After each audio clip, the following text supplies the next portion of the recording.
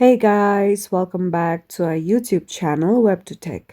And in today's video, I'm going to guide you through how to fix Claude app not working on Android. So first of all, launch Google Play Store on your Android devices. Go ahead and tap on search at the bottom.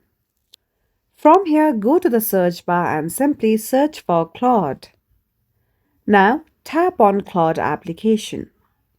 From here, instead of the option of open, if you see the option of update, tap on it and make sure that the Claude app is updated to its latest version.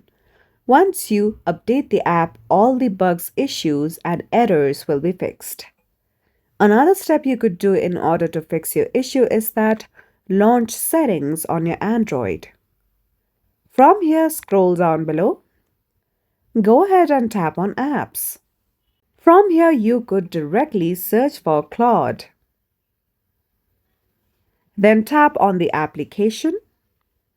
From here, scroll down below and tap on storage. Now, at the bottom right, you'll see the option of clear cache. If you tap on it, your issue will be resolved. So that's all for today's video, and at last, don't forget to subscribe to our YouTube channel.